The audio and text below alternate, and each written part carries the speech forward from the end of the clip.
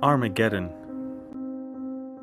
In our collective perception, it is one of the strongest and probably the most dramatic symbol of the end of the world. But for me, Armageddon is not an abstract concept.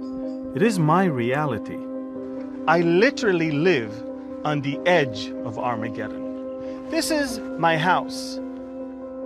And this is Armageddon.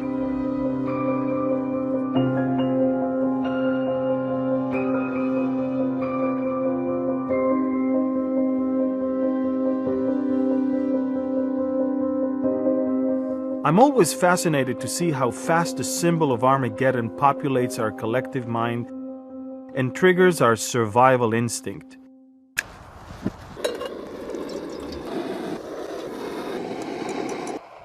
The term Armageddon is a scary term, and if you want to describe something catastrophic, something that might extinct humanity, something that might bring an end to the world as we know, that's the term you're using.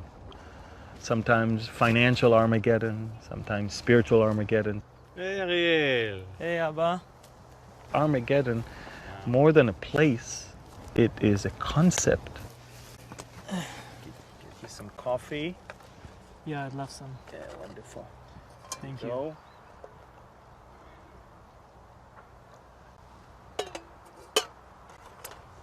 There you go. Thank you. So Ariel, tell me something. After all your very extensive training as a combat soldier in the Israeli army, and all that you have in your mind, what do you think the most important skills should be for the soldiers that will come to Armageddon? Well, it depends. I mean, what is Armageddon? How do you define it? Ariel is right. Just like the wise proverb says, where there is no vision, the people perish. We need to have a clear vision of what Armageddon is. Maybe its past will help us better understand our future.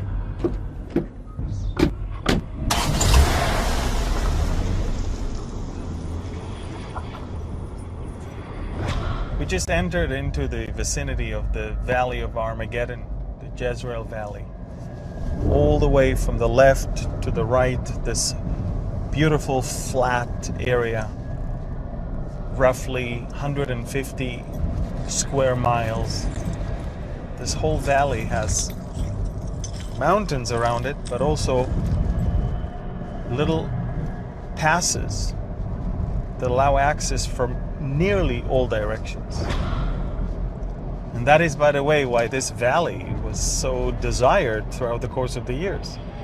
Anyone who controlled this valley literally controlled the trade of the entire ancient Near East.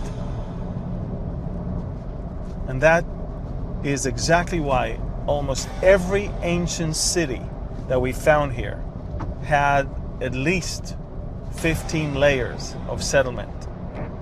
15 different times it was destroyed and built and destroyed and rebuilt, simply because as long as the roads were important, there was a necessity for the city to exist.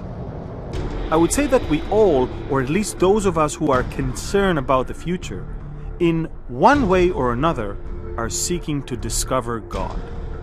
Each one of us chooses his own path, whether it is science or philosophy, self-discovery, religion or faith. We all are looking for the answer to one simple truth: how can we survive and ensure our existence? And it is not a rhetorical question. For many generations, the concept of Armageddon was the basis and motivating factor for many scientific discoveries, which included academic, social, and theological research. Countless hours of work have been invested in the attempt to understand how to adapt to the times of tribulation.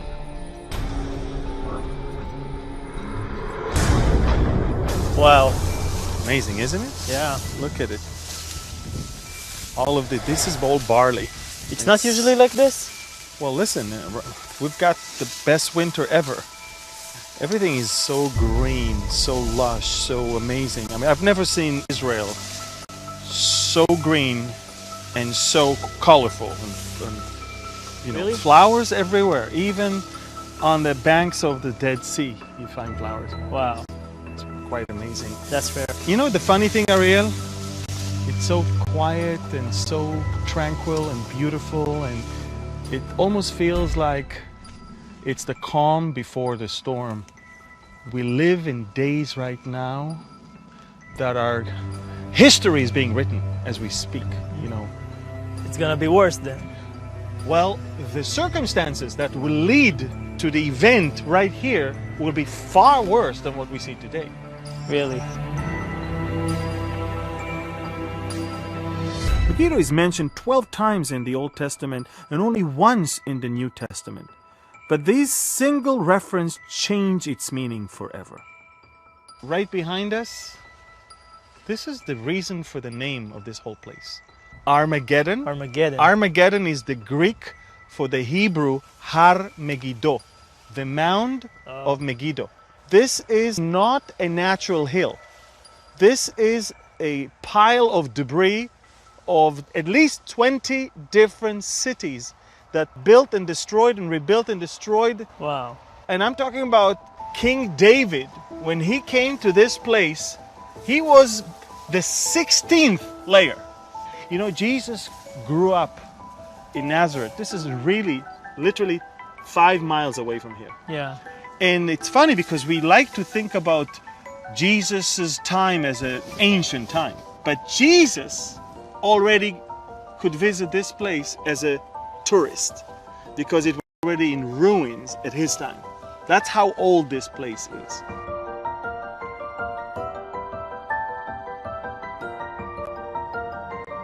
Napoleon was here in 1799, and he looked down and he said, this is the most perfect place to gather armies from all over the world.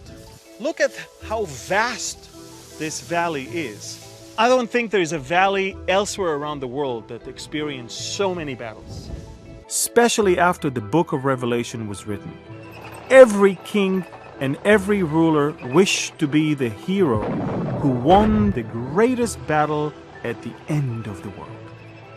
And I have a problem with that because it is not entirely correct. I'm going to take you all the way to the book of Revelation, which is the only book where the word Armageddon appears. In the book of Revelation, where? In chapter 16, and they gathered them together to the place called in Hebrew Armageddon. This is the perception of people. This is what they're afraid of. This is what they make movies on and write books on, and they think this is the end of the world. But in reality, this is just the gathering place.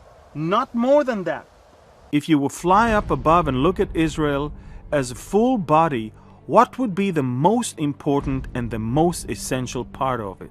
Jerusalem. Yes. And looking at the Bible, you read that the final and the most existential battle of Israel is the battle about its heart, and it is not the actual site of Armageddon. And yes, in the past there were so many battles here. And yes, in the past there was a great mourning and supplication here. But the future is about Jerusalem. The battle will be in Jerusalem. And the mourning in Jerusalem will remind people of the mourning and the crying Here. that used to be right here. Even in the book of Revelation, when he speaks of Armageddon, couple verses later, the camera moves all the way to Jerusalem. The book of Joel says, I will gather together all nations and will bring them down into the valley of Jehoshaphat, and then I will enter into judgment with them there. Let the nations be aroused and come up to the valley of Jehoshaphat, for there I will sit to judge all the nations on every side. The valley of Jehoshaphat is today's Kidron Valley, and the meaning of Jehoshaphat is God will judge. Definitely a place of judgment.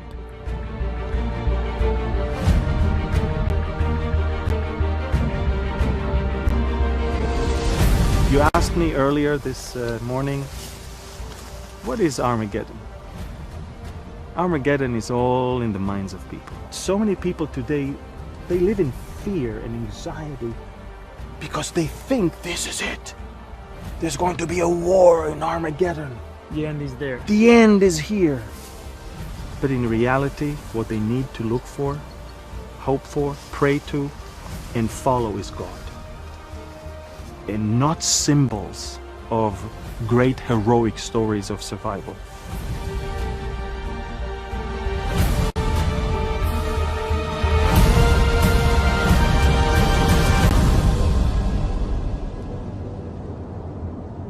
I love my children very much. And if the conversation about the end of the world brings so much heaviness to my heart, I can only imagine how hard it is for Ariel.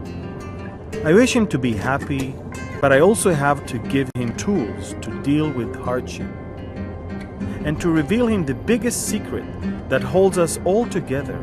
I would tell him this: faith in God is not something forced on you, it is your choice. True faith is not merely giving yourself to religious laws or ancient story tales. True faith is an essential God-given practical instrument in your toolbox of life. It helps us to focus on what's really important. Calling on God is what defines our truest humanity. Because if God is our final answer, our survival and well-being depends on Him.